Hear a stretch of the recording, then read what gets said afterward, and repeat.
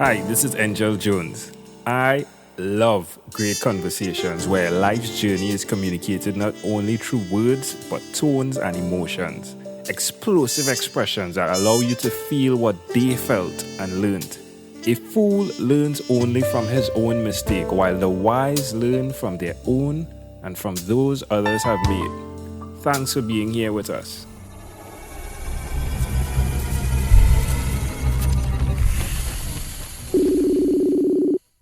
Good day, Joan Pagano. How are you going on this wonderful, beautiful day? I'm going better now that we're connected and I'm speaking with you, Angel. I'm appreciative of that. I am honored to have you, Joan. So tell us, which of your talents is responsible for us meeting? I would have to say it's my athletic talents. There we go. Who did you learn this skill from? It was a God-given gift that my body knows movement and knows how to perform and loves to move. Well, tell me about your athletic performance. In what sport particularly? Everything. From the minute I could crawl through college sports, I played every kind of intramural or team sport you can imagine. Field hockey might have been my favorite, but volleyball, basketball, swimming, tennis, horseback riding, all kinds of ball sports in the backyard. Pogo stick, you name it. I was flipping off the jungle gym. I was outrunning the boys. The boys hated me in elementary school because I could outrun and outjump them. I was just gifted that way. That's amazing. So that most definitely was a natural talent. Yes, it was a gift. It's a gift. It's a gift. Interesting. So why will you continue to repeat this gift in action? Because it has become my calling in life and my passion to share this gift with other people, especially people who are getting older and who need to know the right kinds of movement that will keep them more youthful and functional as they're getting older. Wow. So I'm on your Facebook profile. You are definitely fit. Wow. Oh, thank you. Thank you. Yes, it's my calling. I love it. And I love to be a good advertisement for what I'm selling, if you know what I mean. Yes, you're walking the talk. Well, in your case, you're running the walk. Well, you're running the talk. I'm sorry. That's amazing. Right. As well. It's great. So how does it... Oh, sorry. My apologies. Why... Okay, I'm getting lost. It happens. What is one thing that you've done consistently over the past 3 years? Practiced the art of forgiveness. Ooh, that is a spin. Ooh, love it, yes. love it. How does that make you feel? It's not always easy. It could be hard, but I know it's the right thing to do. I had a hard life lesson. I had a very hard life lesson, which is teaching me the beauty of forgiveness. And I'm practicing it. I'm making an effort to practice it, to be more generous, to be less critical of people, and to be more forgiving of any missteps or differences that we might have. Let's say that. Well, I think coming from you, being a person of fitness all your life, and I know how good fitness could make you feel. And the fact that you are pointing out that forgiveness can make you feel just as good, let me know if that is accurate, because it's a similar type of principle. You choose to forgive someone and eventually it feels better. It's just like you would choose to do what's necessary in fitness and eventually it feels better. Yeah, very good. I love that. True. So, you have to practice it. You do. It's one of the most challenging things to get done, but it definitely helps from a health perspective as well, just as much as fitness does. So I'm glad you connected with that, Joan. Yes, me too. It builds character. I think it builds character. They both build character. Yeah, it does. Sometimes it feels as though you're putting your tail between your leg. But, sometimes it's what's necessary for growth. Yeah. Why would you suggest someone do what you've done? Well, in one sense, what I've done with my life in terms of a life devoted to fitness is something I recommend to everybody. And in terms of learning forgiveness, I guess I could say the same thing. I mean, we are all human. We all make mistakes. We're all on this planet together. So let's get over our petty differences and make it work. All right, let's switch gears, Joan. Let me invite you into my time machine that is surrounded with beautiful, warm, blue Caribbean water. Joan, what is your earliest childhood memory? I believe I was about 5 when I was riding a bike, a two-wheeler with training wheels. And I remember the point at which the training wheels were starting to be off the ground, like I was really beginning to be able to balance on the bike. And then I remember that first thrilling ride downhill without the training wheels and nearly going out of control, but managing to stay on top of the bike and stay balanced. So that was a thrilling moment. Did you say how old you were? I'm sorry. I was 5. Wow. Why do you think this memory is so clear? Well, that was a defining moment in my life. You might say I was off and running from that moment on. That's amazing. I've had that memory communicated a few times through these conversations, and it always connects to that freedom feeling. That feeling of freedom and independence. Did it feel that way for you as well? It was definitely freedom, but it was also being able to manage control, to control that without going over. Yes, and then you as well witnessed what could happen when you lost your balance for a bit, right? The possibility of what could happen. Oh yes, I had my falls after that. That was the first great ride, but I did have my falls. But you know what I would like to say just on this as the thought picture that was just created in my mind. I would say, with forgiveness, one of the key elements is definitely to forgive yourself, being able to forgive yourself first. Yes.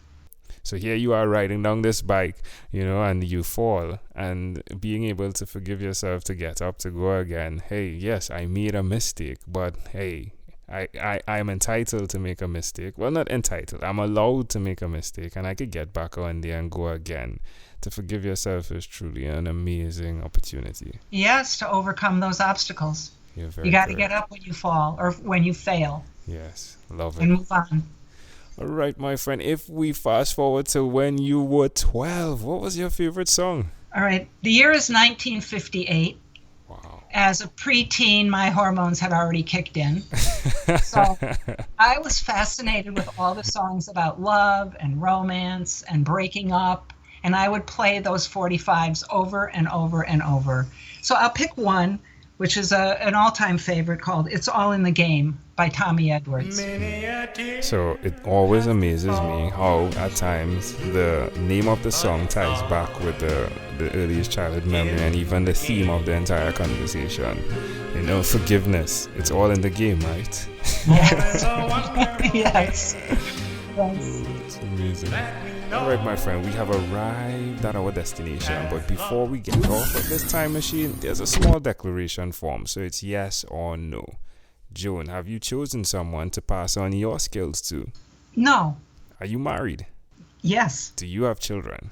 No. Do you believe in God? Yes. Do you have an inner circle of friends? Yes. Do you watch TV for more than 3 hours a day? This was an interesting question because I don't consider myself a TV watcher, but I do catch my news on TV. Okay. When I added up a half an hour in the morning, an hour of network and local news at night, and then PBS, an hour of that afterwards, and then maybe there's a nature show on. We're approaching 3 hours a day. I was shocked to find out. Yeah, it's amazing, right? Yes.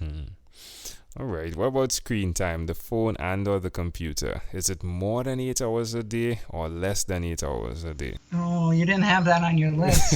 Oh, you snuck that one in. Oh, dear. I was about to say, Joan, this is a new one. It's a lot. It's a lot. Yeah, I had a young lady on, and her name is Isabel Dennis, and she said, after I asked her the questions on TV, she said, and she's a Trinidadian, so I'm giving you it in Trinidadian dialect. She said, you know what? You had to ask, you know what you have to ask there? You have to ask about computer and phone. I was like, wow, you're very correct. Well, the other one I would add as a fitness expert is sitting. How many hours a day are you sitting?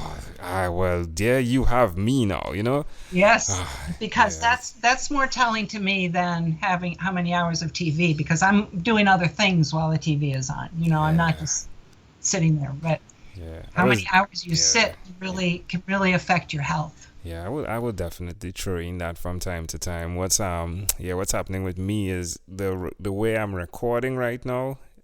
I was standing, but it's echoing too much in the room, so I made the sacrifice to sit through these so that I'm able to control the sound. But you are very correct. You Maybe, are very correct. Angel, maybe you could take a break every so often and get up and move around a little bit. I actually do that, and so I have a mat on the outside of my cubicle, and what I do is I do donkey kicks, Oh, good. right? Yeah, and hydrants to just get that circulation going. Yeah. Very good. Some squats would be good too. Yes. Just good old squats. I have no idea why I dislike squats, but yes, you're very correct. Okay. But Joan, this was a great pleasure. I do thank you for your time. Before you leave, is there anything you'd like to share with our amazing audience? Yes, I would like to thank Denise Wakeman, who put this opportunity out there to her list that we could participate in your marathon. I think you're doing an incredible thing. I think your questions are very, very telling. And it's interesting to me to look at the list that you've put together because they don't necessarily flow, or you wouldn't think of those particular, I wouldn't think of those particular questions bringing out the personalities. But I've listened to a number of your interviews and they're quite magical. So congratulations to you. You're doing a wonderful thing, and I hope there is a book in your future. I do appreciate that. I'll tell you, Joan, just because you are absolutely beautiful, I was focusing on a book in terms of showing the values of 12-minute conversations. And about 2 days ago, the idea changed into something that is going to be a workbook type that is actually connecting to the personality types and helping individuals with their personal brand. So if just so you realize the personality types are coming out as well as the branding. So let me just unpack this quickly for you. Yes. Like with your earliest childhood memory, right? Yes. You could actually build a brand on that, Mm-hmm. right? There's so many people in life that that would like to ride down the hill without the training wheels. Mm-hmm. Now, it's one thing when you're a child, but then they say once an adult. How do they say? Twice a child, once a man, or once an adult, right? So Right. It's at the beginning and then the ending. But with what you are showing people, you're showing them, hey, at midlife or even just after, you do not need to keep the training wheels on if you do take your health into proper account. So just like the child riding down there, or even the person with the walker in their hand, now there are things you can do to help yourself, and you actually combined it with the forgiveness aspect, which is the spiritual side as well as the physical side, right? And I love it. Yeah, so it's an opportunity to really delve into yourself, to develop your personal brand, your unique, real self. I love that. Thank you for that. You're welcome. That's amazing. Yeah, that's fantastic. And you have our contact information, so I hope you will keep us posted. Yes, I will. I will. So yeah, it's really amazing. So the book would have been a really nice thing, but this model that I'm creating is going to be something that is an extension of you and this conversation, and I think it's going to bring a lot of value to all those who use it. I can't wait to get my copy. Joan, you are an amazing woman. I appreciate you tremendously. Thanks for pulling that out. Very few have done that. You're the second person I've communicated that to after my wife. So you keep being who you are. Very exciting. Joan Pagano, thank you for being on 12-Minute Convos with Angel Jones. Thank you for having me. Amazing audience. Before you leave, there's one person I'd like to introduce you to, Amanda Jones. She is my wife, and her passion is to educate, encourage, and empower. Hi, I'm Amanda Jones, and I'm a registered nurse. Do you or someone you know have diabetes? According to the International Diabetes Federation, in 2015 worldwide, 415 million people were living with diabetes. Just as that figure is overwhelming, so too can the effects of diabetes be. So, to help simplify diabetes for both adult and child, I've used rhymes in my books, The ABCs of Diabetes for Children and Poems for Patients, A Focus on Diabetes.